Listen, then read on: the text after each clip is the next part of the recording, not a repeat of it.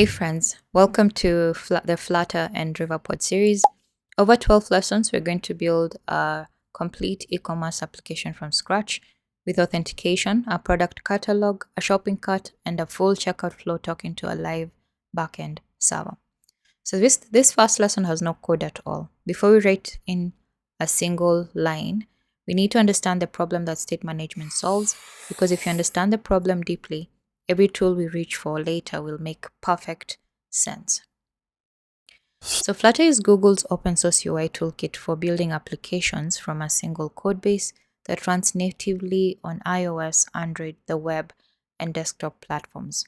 You write your app once in a language called Dart, and Flutter compiles it to native code for each platform. Everything you see on screen is called a widget: buttons, text, images, even padding, and they are arranged in a tree structure. Understanding that tree is a key to understanding why state management becomes necessary as your app grows. So here is a simplified view of what a Flutter app looks like as a widget tree. At the top, you have your material app, which contains a scaffold, an up bar, a bottom navigation bar, and so on, each one nested inside the other. Now notice the cart badge widget, that little icon in the up bar that shows how many items are in the cart. Where does it get the cart count from? The cart data might be created deep in a completely different branch of the tree.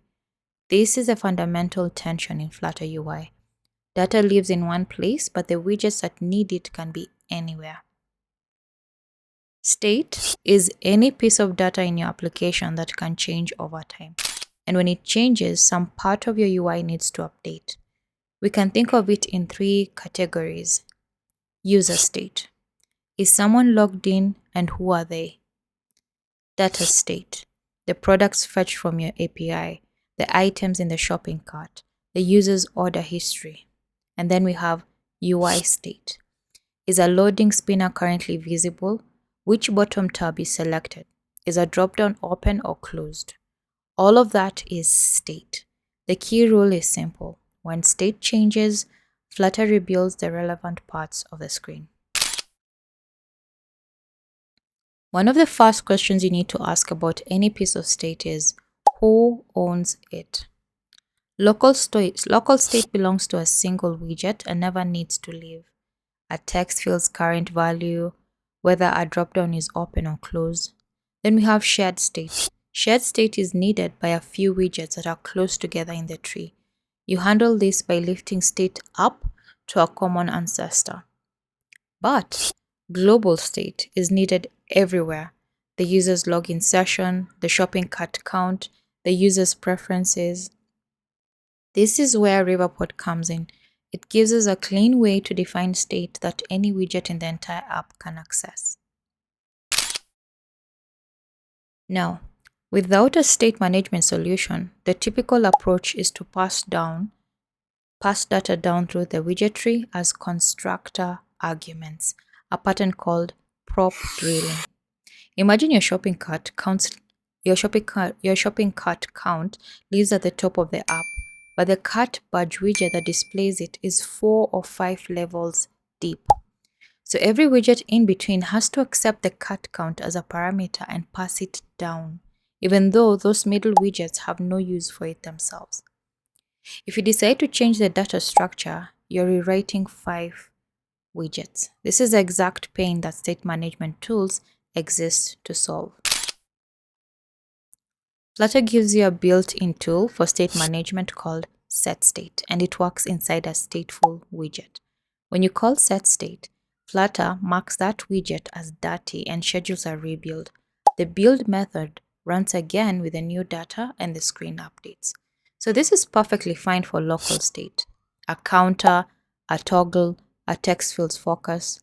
But the moment two separate widgets need to share that state, you're back to the prop drilling problem.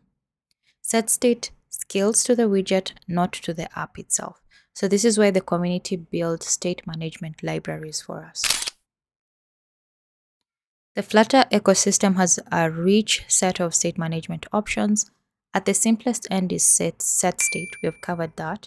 Provider came next. It was a community standard for several years and it's still widely used. Then came Riverpod, which is what this entire series is about. A complete rethink of provider that fixes its rough edges.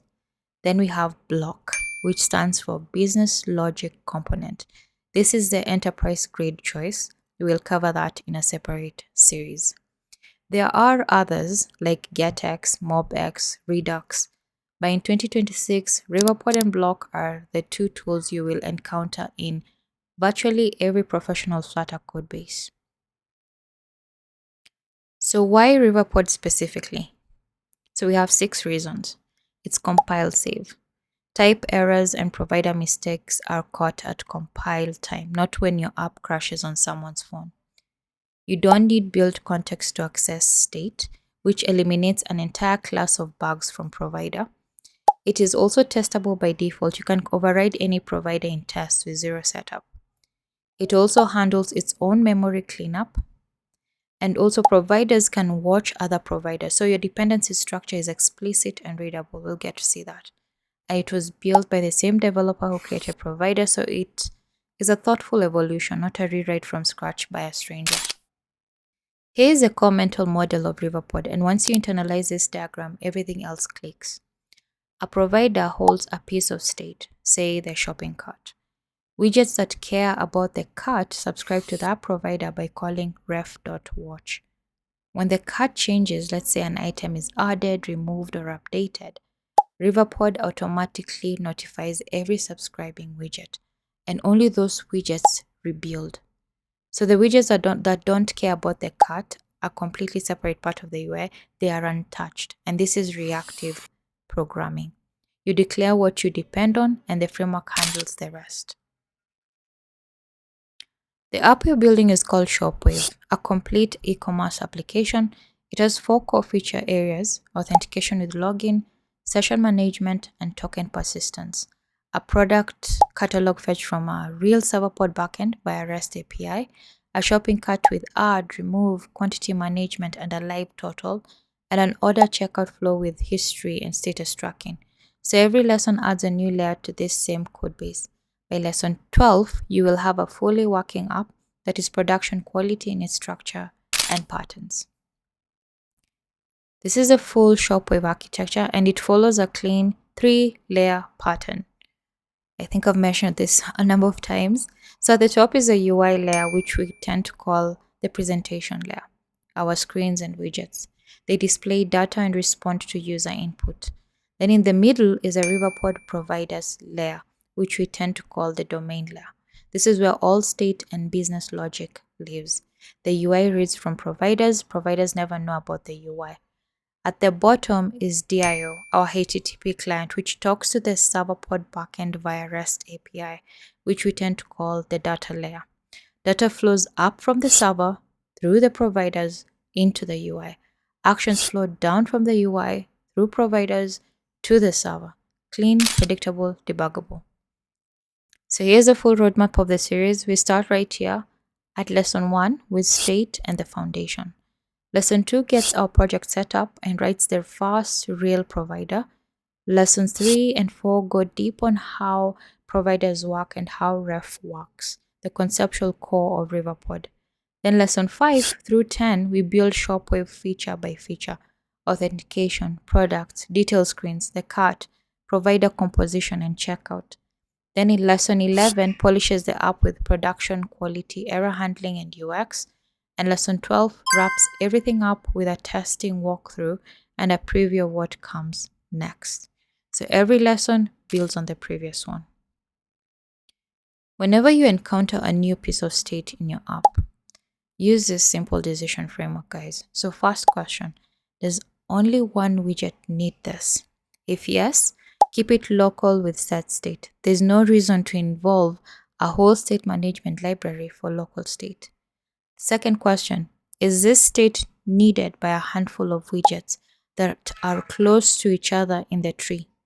If yes, lift it up to the nearest common ancestor. Then third, is it needed by many widgets across the app, or is it inherently global, like auth or cart? That is when you reach for Riverpod. Each tool has its place. Riverpod is not for everything, it's for the state that genuinely needs to be shared. Great. So before we finish this lesson, there's one principle I want you to understand now because it will prevent the most common beginner mistakes in Riverpod. State must be immutable, meaning you never modify an existing state object in place. If your state is a list and you call .add on it, Riverpod is watching for a new reference, a new widget, not changes inside the existing one, okay? So it won't detect the mutation and your UI will silently not update. So the rule is simple, always assign a completely new object to state. We will see exactly what this looks like in code from lesson 8 onwards, but plant that seed now. Never mutate, always replace. Great. Now let's close lesson 1 by defining the vocabulary you'll hear in every lesson going forward. A provider. This is a container that holds state. Provider scope. This is a root widget that must wrap your entire app. It stores all provider state. Then we have consumer widget. This is how you make a widget Riverpod aware. So it replaces stateless widget. Then we have widget ref. This is the object that gives you access to providers inside a widget. Then we have ref.watch method, which subscribes to state and triggers rebuilds.